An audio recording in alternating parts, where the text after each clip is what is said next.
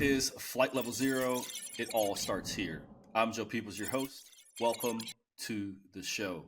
Guys, if you've been listening to me for a while, you know what's coming next. If you are a veteran and you're in need of support, please reach out to the Veterans Crisis Line. Dial 988 and press 1. Everything's confidential. They just want to get you help. What you are going through is a unique situation that only service members and their families understand. So please reach out to the people who get it. Again, that's 988. Press 1. Flight Level Zero is brought to you by our sponsor, JP Aerotechnics. JP Aero is an AOG mobile maintenance provider for Part 135 and Part 91 business jet operators. We provide quick and reliable service to the southeastern USA. If you have MELs, a downed aircraft, or just need someone to do service checks on the regular, we can support you. Call 833-807-3131 or just email aog@jpaerotechnics.com. All right, everybody, this is Flight Level Zero. What do we talk about here? We talk about the aviation industry. We talk to aviation industry professionals and we talk about their journey. We talk about self-development and how to become a dominating factor in your life and in the industry. We also talk about the good, the bad, and the ugly parts of life and the tools that can help you overcome the hard times that inevitably will come. We got 3 types of shows. We've got full length where I bring on a guest. We talk about their life. We talk about their journey and we learn a little bit from it. We have solos where it's just me, 10 or 15 minutes, talk about a couple things I've got on my mind or whatever rant I feel like putting out. Thank you guys for listening to that in advance. And then we also have current events where we talk about industry trends and what's going on in the business jet industry. If you like the show, if it makes you think, if it makes you smile, if you like what we did, please give it a like and share. Hit the subscribe button. We're on YouTube now, so you can hit subscribe. Leave a review on whatever platform you listen to. This helps us grow our brand and helps our show get to people who might need it. Thank you very much for listening, and thanks for liking. All right, now that we're done talking business, let's get down to business. Today, I'm thrilled to have Zach Ungerleider on the podcast. Zach is a true aviation enthusiast with a deep passion for everything that flies as a certified A&P mechanic, and he's also an instrument-rated pilot. His technical expertise is matched only by his dedication to the industry. Zach also holds a bachelor's degree in aviation business administration from the prestigious Embry-Riddle Aeronautical University, showcasing his commitment to both the operational and business sides of aviation. Currently serving as MSP sales manager at Honeywell Aerospace, Zach plays a vital role in driving innovation and customer-focused solutions in the aviation sector. His leadership and impact were both recognized when he was named one of the NBAA's Top 40 Under 40 2018. He's also a really good friend of mine. So I really appreciate you coming out, man. Welcome to the show, Zach. How's it going, man? Good. Glad to be here, bud. Thanks, man. Thanks for coming. So, Zach, just so that everybody knows, man, we're going to get right into it. How did you get interested in aviation? Where did this all stem from?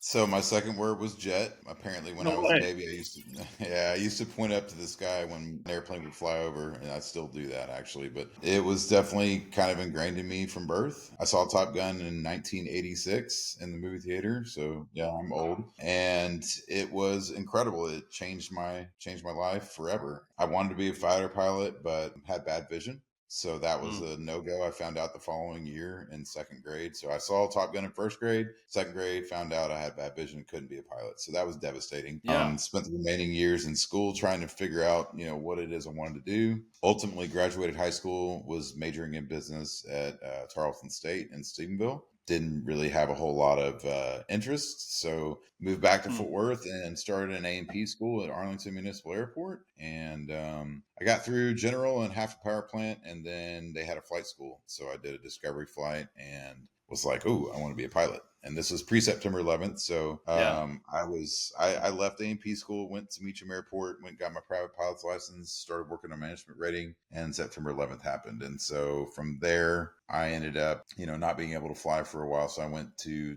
Tarrant County College and started working on getting all my basics done. And then I transferred into Embry-Riddle in the aerospace engineering program. Moved to Daytona Beach and really enjoyed my time there. But we had a death in the family before we moved, and I had to come home and take over the automotive business back home. So we only spent a year in Daytona.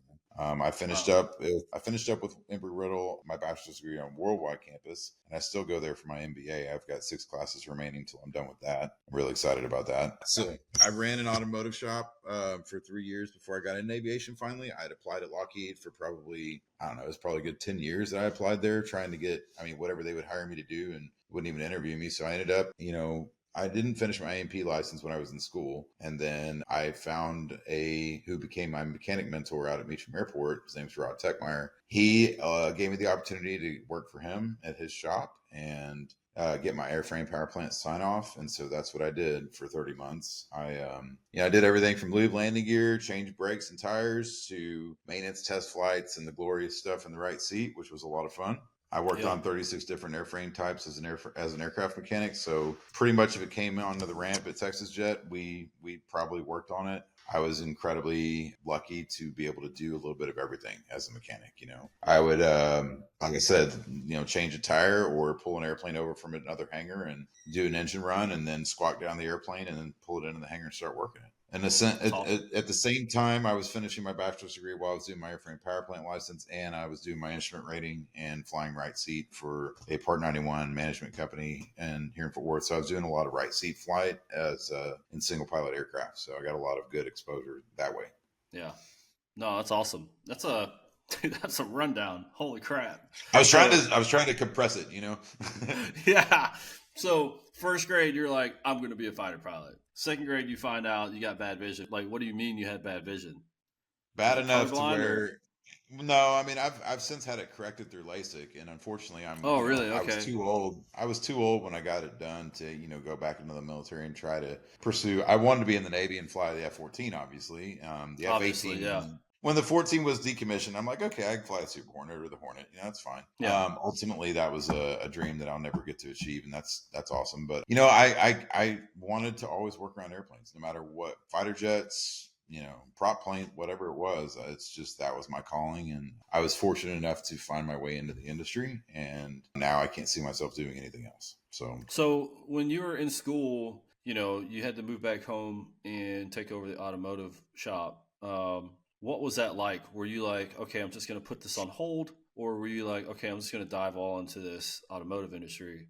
A little bit of both. I continued to work on my degree while I ran the shop. Yeah. I obviously leaving Riddle was a difficult thing. I had a lot of friends there as part of the Muscle Car Association. I learned to work on cars while I was at Embry-Riddle, which is kind of funny. But all my buddies had, Z2 Camaros and Trans Ams. I had a Trans Am Firehawk, and we'd all go tear apart our engines or install a nitrous kit or whatever. And so when I got back to run the shop, it was my wife's family's business. It had been in business since like 1978. I decided it was originally just a muffler shop, and I decided to start building engines and modding muscle cars. So that's what I was doing. I was doing, long tube header installs, nitrous kits, engine builds, building drag race cars, basically. Yeah. So I kind of, and honestly, it helped us survive the recession in 2008, 2009. So, when the global financial crisis hit, I was running that business, and it was very difficult. And so we had to kind of, we had to become versatile in what we did for work in the shop. So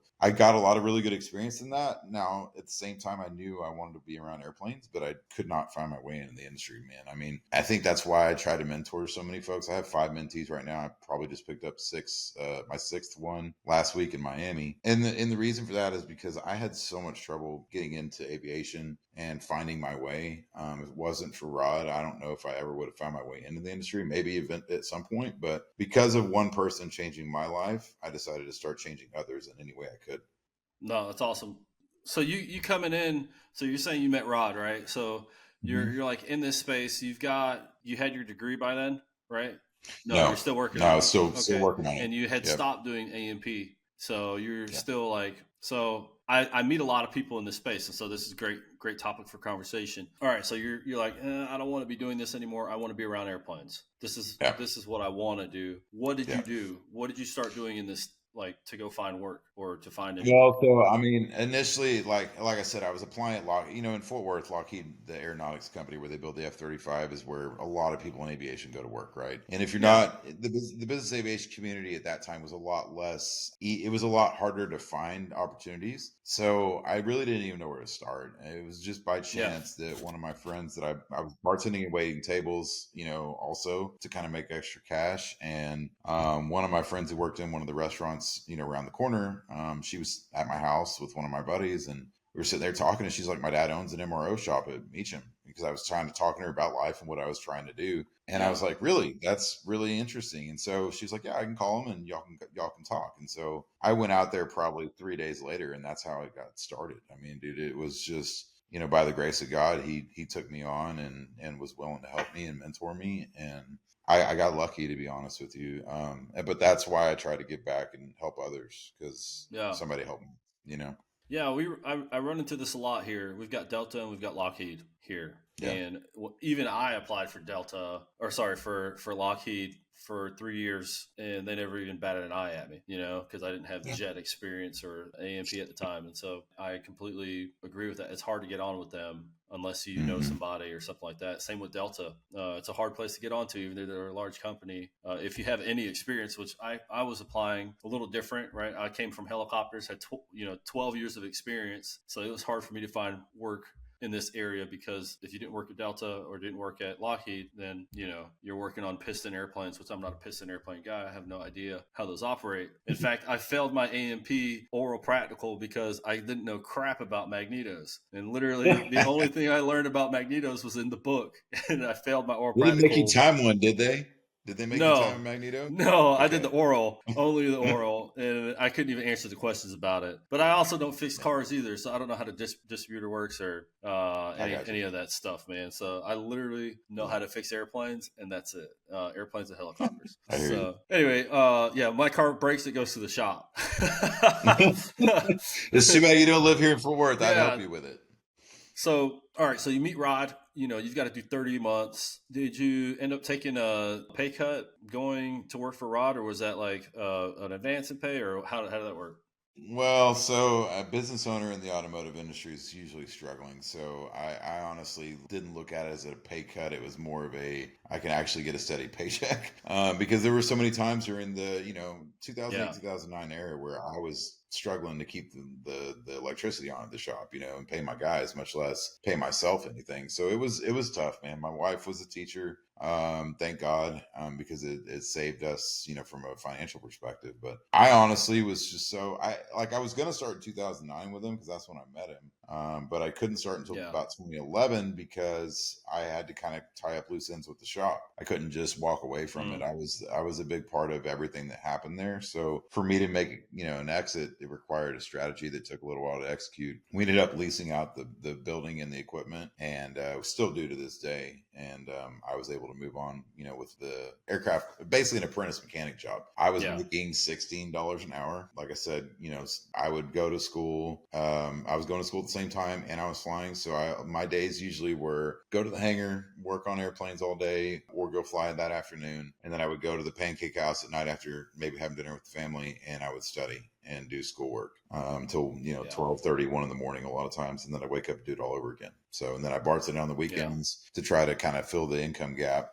because some days if I had a final or something like that, Rob would let me out so I could go do my schoolwork, and that would hurt me from a paycheck standpoint. So Yeah. it was a wild time, man. Like after my oldest son was born, like there was a lot of growth and development that required a lot of sacrifice. So Yeah. You're just struggling to survive. pretty much, Seems like, yeah, right when you start having kids, I got 3 kids too. So like, man, like money's no longer like, oh, I can make bare minimum. It's not that anymore. yeah, It's now like a vital part of life to make sure that you keep the roof over your kid's head, and keep the lights on in the house, air condition, all that stuff that you need yeah, for your family. Because, dude, if it was me, I had no problem living in the back of my freaking vans. In all honesty, yeah. that would be that would probably be the best way to go. But yeah, so struggling to survive, getting into aviation. Now you're working for Rod, or are you guys working on jets? Is that what you guys are working on? Yeah, I mean, Yeah, I would work on piston airplane here and there, 414, 421. We worked on a 310. I did an annual on a 172 for the flight school that I flew their airplanes. I had another buddy that did pistons up at Hicks Airport, and I used to go out there and help him every once in a while. Mostly Citation 10s, Gulfstream G3. yeesh, Yeah, I mean, yeah, some big iron. Falcon 50 was one of the first airplanes I ever worked on. We did a 4A plus. I got a lot of just varied experience because, one of my friends who's a broker here, he was running airplanes through our shop all the time. So if they needed a pre-buy, we would do pre-buy. Or if they were doing a phase 5 on a citation, we would do the phase 5. A lot of King Air experience. We probably churn 2 or 3 out a month for phase 1 through 4s. Yeah. And so I was very busy during that time. It was really, really good experience. A lot of shops you might just do breaks for, however long, 6 months or a year, or you might just do, you're doing landing gear and, some inspection, but it's not in depth. At that shop, I got to do it all, and it was an incredible experience. Yeah, that's awesome. Doing almost depot level work, doing the overhaul, tearing the pistons apart, going deep into the landing gear, going deep into the wing. Yep. That's where you really learn craft as a mechanic. Yep. Being a crew chief on an aircraft was really good on learning the planning and understanding how flight schedules work and understanding, how the scheduled maintenance kind of falls into place as you're planning. But working in a depot level repair location where you're actually doing the heavy inspections, tearing them down, doing the overhaul on the parts and all that, like you learn so much, not just about being a mechanic, but also about the equipment you're working on, because you get to see the inner workings of all of them. That's always freaking just a great little space where you can learn so freaking much. To your point about that, man, it got to a point where I would jump from a King Air 200 to a Citation 10 in the same day, or I would go from a 560 to a King Air 350i. I mean, so it got to a point where it didn't matter what airplanes I was working on; they all have similar systems, and so I just kind of all grouped together, if that makes sense. Granted, like Falcon 50s can have a little bit different. Falcons will have different components than like a Citation. They're named different things. There might be different accumulators and things of that nature. But for the most part, the systems are all serving the similar purpose. So you tend to kind of run them all together at a certain point. Like you look at an airplane differently when you work on all. Yeah, and that's the great part is like once you like really know an aircraft and you're in those heavy inspections, you start taking out, like, say on the wing, right? You take out the flap actuators. You understand there's two for each flap. They've got the flap rod drives. They've got the drive in the center. Yep. And then it's all usually either hydraulically controlled or mechanically controlled, or a hydraulic mechanical, where it takes a signal from the whatever sensor and then it activates a hydraulic pump and it creates force. Like all the systems on every airplane is pretty much the same. Yep. They just have different boxes with different names and different nomenclatures, Yep. but most of the stuff is almost in the same spot. If you know a G550, then you know how a G2 or G3 works. You know what I'm saying? Like it's all the same crap. And then 100%. You can hop over. So learning how the systems operate and how they work, really, for one airframe, they all transfer over. Not exactly, but No. pretty much the same. From a concept standpoint, it does. And it helps when you're being exposed to that. But if you're working on an aircraft and somebody says, "Hey, I need you to come over here and work on this," it might feel intimidating at first, but once you get into it, you're like, "Oh, this is just like whatever other airframe I'm working on." It's the same crap. Yeah. So no, that's awesome.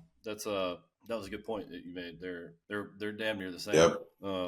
All right, so you're over there at Rods. You're working for a couple of years. I assume 30 months at a minimum to get your A&P. What happens after that? Yeah, so I was toward the end of that time as an apprentice mechanic. I was getting close to finishing my bachelor's degree because after my son was born, there was kind of a fire lit, for me to finish. So I'm getting close to finishing my bachelor's degree. I was trying to complete my instrument rating. I was riding right seat to try to build time as a pilot because I still really didn't have, I knew working on airplanes was cool and I enjoyed that, but I also knew I had a ton of student loans, being an Embry-Riddle student that I was going to have to pay back. So I didn't really know where I was going to end up, but I was flying right seat with a Part 91 management company out of Meacham.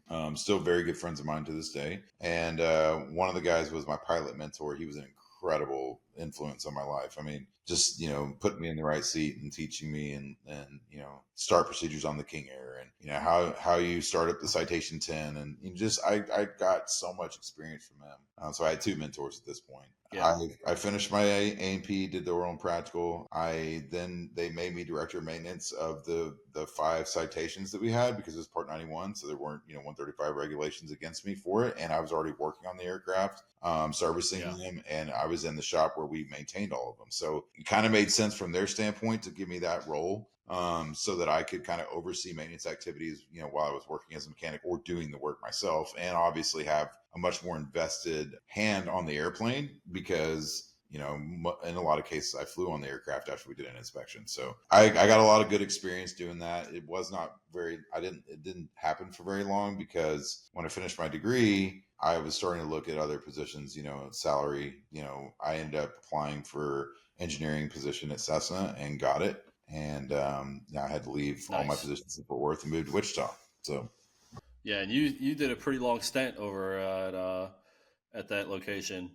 I was in Wichita for 3 years, Uh, 1 year in engineering, and then the rest yeah, were aftermarket sales. And I did 4 years in aftermarket sales, so 5 years total at Cessna. Great experience. I learned so much there. The engineering side of it was really incredible. I was able to kind of rewrite the prevention control program that the engineering department had developed. It was not mechanic yeah, friendly in any way, shape, or form, and so they hired me because I had done most of the inspections on the aircraft already. So I yeah. was able to kind of have my hand in writing a lot of that. I rewrote structures chapter of the citation maintenance manual, and then I did most of chapter 12 also, and just kind of rewrote it to where it makes sense, updated some of the products that we had in the maintenance manual that we would use to either clean the aircraft, or we changed the inspection intervals on certain things. I mean, there was just a lot of stuff I was involved in, and it was Are a you year in talking about engineering. chapter 20 in the Chapter SPM? 51, chapter Okay, 51 in the aircraft maintenance manual, and then chapter gotcha. 12 also. Yeah. Okay, I also did MSG3 analysis on like the citation 10, the longitude, the latitude, and the sovereign, and rewrote the landing gear breakdown and build up tasks for the sovereign also, and the latitude. So nice. 1 year of engineering was So I've read awesome, dude. I've I read your learned so work. much. Yeah, yeah, you have. Well, Tech Pub's got a hold of it, and they made some changes. But yeah, it was. I mean, it was me and my manager basically writing that stuff, and it was really cool. So you went from working on airplanes all the time to being a DOM, moved right into engineering after you got your degree. Yeah. That's the beauty of education, in all honesty. Yeah. Because somebody like me, that's not an opportunity that I have to go to engineering. You've got to have that degree to go to it. And so, as you moved in that space, you said you did that, and then you moved into sales. How did that transpire? Did a position open up, and you're like, I want that? Because a lot of guys I know want to be in sales, right? But they can't get there. So yeah, so that was kind of funny the way that went down. So, I was in a cube on the second floor of the Citation Service Center, but when I started, the manager of technical services who hired me, he was like, "Look, you've never been in a cubicle before." He's like, "I completely get it. You've been on the shop floor and interacting with folks." He's like, "Feel free to go down to the shop floor and go roam around and get to know some of the guys if you want. What if that makes you comfortable." So I Nice. took that to heart, and I was probably the only engineer on the second floor that knew all the shop floor guys. Like I was down there a lot because I kind of missed it a little bit, and I think they saw that and they recognized that maybe I might be. They said I was identified for sales, but what really happened is 2016, a year after I moved to Wichita, they had a reduction in force, and everything they had hired me to do because I was a flag time mechanic, like. I got in engineering. I hit the ground running. Like, dude, I finished everything they hired me to do in like 9 months. And Yeah. so when I'd been there for a year and just built a house and just closed on it, they're like, "Well, we have a riff. We're going to let you look at, either you can either go do inspection on the shop floor and go to the bargaining unit, or you can take a salary position as a scheduler, and then look for a job at the same time." Which normal HR rules were 18 months. You had to wait when you moved to position, but Yeah. they kind of made me exempt from that, so I could, because I wasn't really. I mean, it was either that or leave the company. So I took the scheduling role, which I learned a ton in that job. I was basically scheduling work scopes for incoming aircraft for the small cabin bay in Wichita, Yeah. and I wasn't very familiar with CJs or Mustangs, so I learned a ton about those aircraft at that time. And then about 3 months later, I got hired into program sales, and the rest is history. I've done engine overhaul sales, avionics mods during the ADSB mandate. I did work scopes for dock inspections, pre-buys, things like that for San Antonio Service Center, and then was the program sales manager for Texas, Louisiana. So it was really good experience at Cessna. I learned a ton. I met some great people. I've got friends that I still one of my sales managers, both the sales managers I worked with at San Antonio and our sales associate, we all still keep in touch. So it was a really good 5 years. Yeah, no, that's phenomenal. That's quite a journey. In all honesty, Yeah. going from school to, hey, I've got to put school on hold. We got the recession happening. I'm going to go work on airplanes. You get this opportunity. It's a 2 year wait till you can actually start the opportunity to even get into the Yeah. spot that you were looking to get into. You get in there, you do your 4 years, you move over to Textron, get engineering.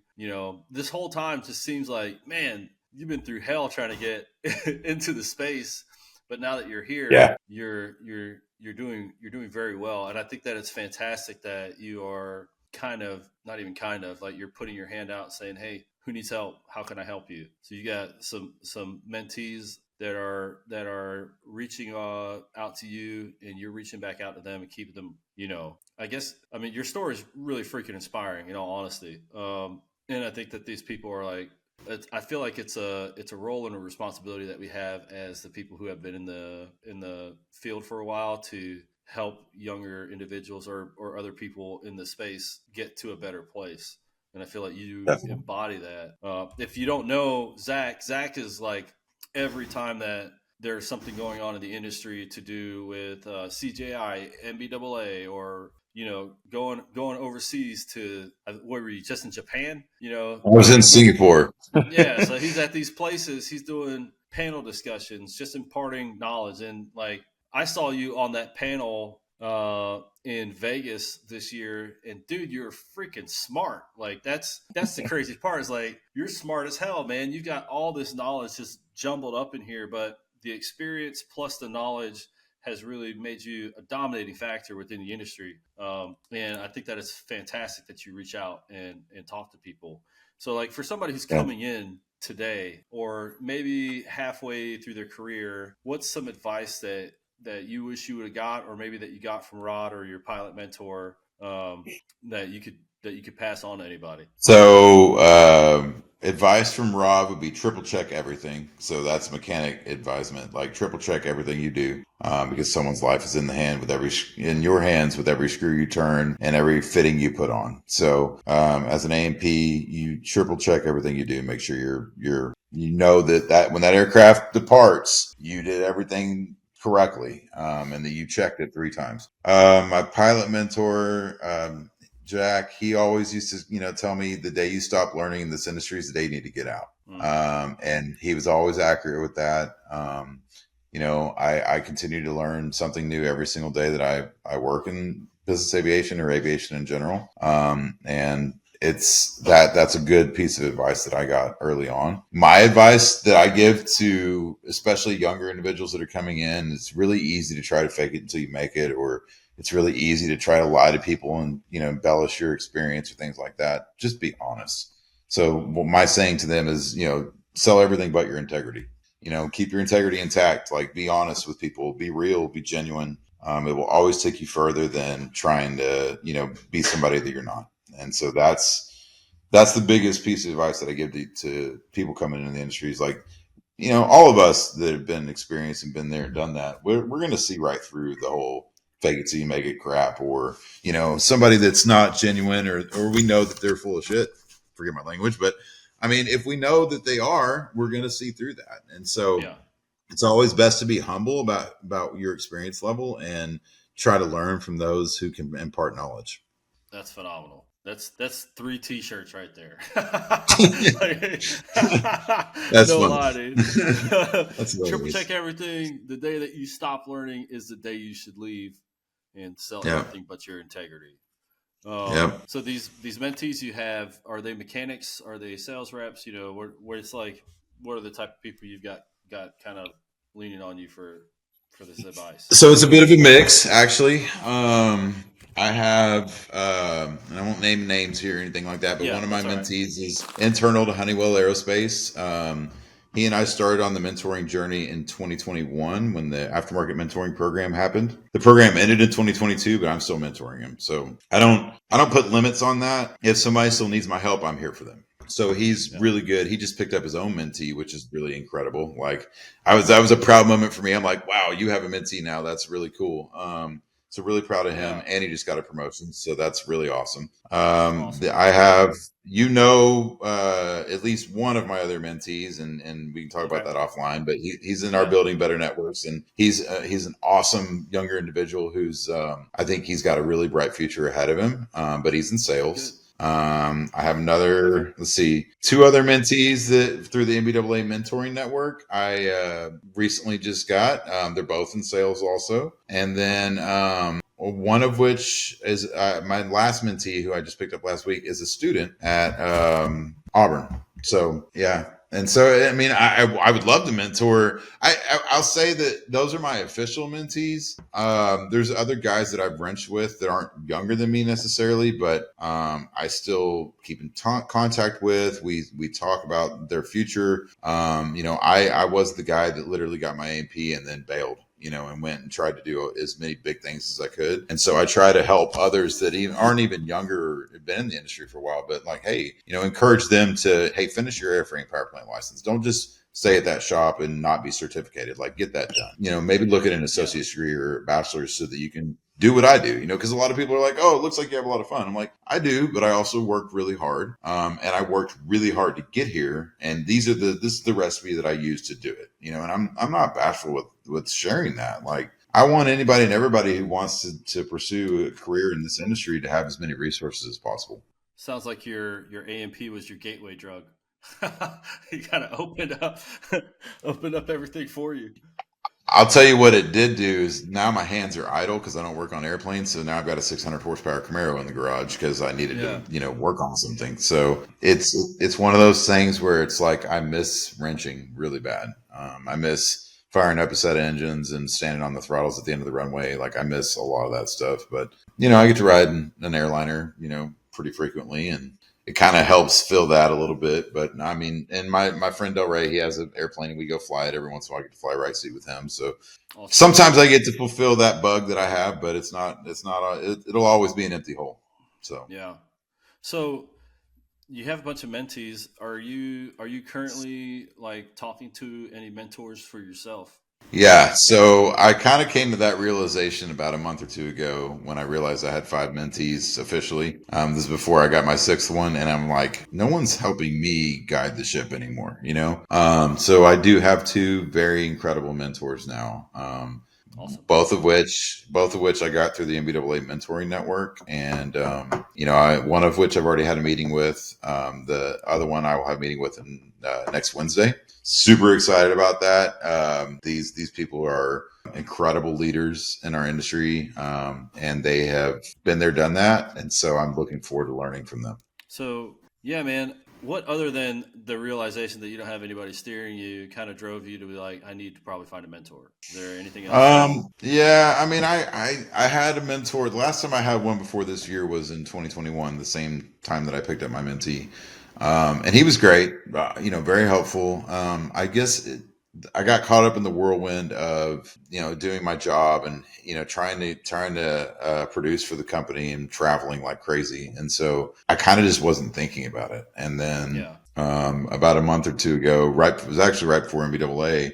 Just some stressful things happened, and I was like, you know what? Like, I don't have anybody helping me figure out what my next step is, from an official perspective. And the mentoring program was kind of going around. And I'd signed up to be a mentor, but not a mentee. Hmm. And I was sitting here talking to my wife one night about it, and I was like, you know what? I'm going to just look at the list and see who's there. And next thing you know, I've got two mentors that are going to help me out. So I'm very grateful that MBAA does that, by the way. Like, that is a huge thing. And I don't know if enough people are taking advantage of it, but I think it'll be very impactful on, like my mentees. I'm trying to help them navigate this crazy industry we're in. And I think it's going to help me ultimately as well. Anytime you can get someone else that's got more experience to help guide you, it's beneficial. Yeah. No, yeah. Getting a mentor is difficult, but I think the NBAA has made it incredibly simple. If you just go to their website, nbaa.org, it's nbaa.org if you're listening. We'll have it in the show notes as well. But you can go there, and I'll put the direct link to the Mentoring Network page. But they have a mentoring network sign up. You just click that and you get on there. And then right under that is a mentor list, which you can pull up and see everybody who's in there. That's phenomenal. and I had heard about it, but I have not taken advantage of it, and I think I am going to, because I could definitely use Yeah. some help in guidance in what I'm doing these days, for sure. I'll tell you also that, I mean, the Yale Pro Council has been like seriously impactful on my career, my life. I joined the Yale Pro Council in, I think it was 2017, actually, right before 2018 happened, and I got 40 under 40. And meeting Sierra Grimes and getting to know her. And I mean, in my mind, she's kind of a hero and a rock star in our industry. And so, like, being able to be on the council with her and Brian Kester and Tyler Austin, all those guys, like, and Ian was there for most of it, actually. And I went, Jessica McClintock and I went and crashed the council meeting at NBAA last month. And one of the things he says, like, these people you become friends with, like, these are lifelong friendships. Like, the people that we served on the council with, we're still friends today. We still see each other at events, and it's like seeing a brother you hadn't seen in a while, or a sister. And it's an incredible atmosphere to be a part of. When I turned 41, it was time for me to be booted off the council because I'm too damn old. And now I'm on the maintenance committee, and that's an incredible group of individuals also. I mean, you've got leaders from flight departments all over the country, and it's just a privilege to be a part of these groups. Back to the question of what would you recommend to someone? Get involved. That's what I would recommend For also. sure. Like, Love it. go to the, like, we have the North Texas Business Aviation Association. I just played in the South Florida Business Aviation Association's charity golf tournament. Like, get involved with these local and regional groups, and then find your way on the national level too, and get to know people, build relationships, because you never know what it might do for your career. Yeah. And for a lot of guys, going to these events is not only is it outside of your comfort zone, like for me, right? But, you don't even know about it. So if you're listening to the show and you're like, what is this NBAA, or what are these, if you're in Florida, the CFBAA, if you're in Georgia, GBAA, if you're, there's a bunch of regional groups that you can go into just for, like, I know the GBAA does a lunch on here in Georgia at Kennesaw Airport every year, and they bring static displays of G650s, G550s. Gulfstream is a Georgia company, so they bring all their Gulfstream stuff here, and there's a lot of static displays. Yeah. But there is a plethora of people that are right here in your local area that you can meet, and for the price of $15 for a lunch, you can have a couple of hours face to face with people in the industry that, maybe you're trying to step out of the position you're in now. Maybe you're looking for opportunity somewhere else, or maybe you're just looking for some friends in the industry that you can kind of mentor or be mentored by. These are the places that you want to be. You want to be stepping foot into these locations, because I think I've seen this happen a lot of times. A lot of people, and this happened specifically to a couple of people I know very recently, was they never got involved with any of the networking events. They never got involved with any of these networks, none of these small regionals or anything like that. And they had a good job for a long time. They've been in that space for a while, but they lost their job. And that's when they wanted to start networking. That's when they wanted to start figuring out what are they going to do next and who do they need to meet. But when you go to these events, you start meeting people. You run into a problem a couple years down the road after you started going to the events. Well, you've got friends in the aviation industry now. You've got people who know you, not just for the job that you do, but for you as a person. And that really helps it doesn't matter what industry you're in. Knowing people helps you when you need it. And not only that, you can also be there to help them in times of need for them. But just building out the friendships and building out, your network. This is what I love about Ian's group too, the Building Better Network program. It's just a bunch of people getting on the call, and we're talking, about whatever, and just getting to know each other as individuals. Doesn't matter what you do or where you work. I just want to know who you are and what you're about, because Yeah. that's the most important part. Yeah, we'll figure out something maybe one day to do business together, or maybe we'll freaking work together somewhere or something like that. But none of that even matters. Like, me and Zach have known each other for what, 3 years now, and Mm-hmm. I don't ever expect to do any work with with Honeywell. You know what I'm saying? Like, we fix things on the road. I don't ever plan to be like, hey Zach, can you sell me a something for MSP? It's not going to Yeah. happen. At least not in my foreseeable future. I just like Zach as a person, right? And you know what I'm saying? Like, so it's cool to get to know him. But maybe one day there will be like something that comes up where I'm like, hey, Zach, I really need some help here. And Zach might know somebody that can help me out. But that relationship if relationship had not ever started, I wouldn't even know where to start with the trying to find out people, find people in this space. Well, to that point, I wouldn't be at Honeywell if it wasn't for networking and getting to know people. Like, Chris Jordan pulled me onto the team for MSP sales, and I met him through my friend Delray Dobbins. So it's like you become friends with people, and then later on, opportunities kind of arise naturally, and going to the events, getting to know these folks. And yeah, for someone that doesn't know anybody that wants to network or is afraid to, like in our case as mechanics, like we're used to taking our toolbox out to the airplane and going and doing a task card, right? Or working on the aircraft. And so we're not socializing with a lot of people. So Joe, I mean, I completely sympathize with what you're saying. It's like, it's hard to break out of that shell and go and talk to people you don't know. Walk up to somebody and say, hey, I'm Zach, I do this, blah, blah, blah, and it's difficult, but eventually it comes to a point where you either build your network so big that you can barely say hi to everybody that when you go to these big events like that. Like, I mean, dude, in October in Vegas, I tried to see everybody that I could, but there's probably 20 people that I missed because we just never, two ships passed in the night. It just didn't connect. Yeah. That all being said, though, the relationship is still there, and those opportunities could be future opportunities. So definitely a good point about getting people out to these events. Yeah, and it's not only that, having your network expand like that not only helps you, maybe later in life, but for me it was just like, holy crap, there's so much crap going on in aviation. There's so many jobs in aviation. Yep. There's so much opportunity, and a lot of opportunity Yep. you don't even know is there. Like, there are Yep. there are And you wouldn't, chefs, and you wouldn't unless you went.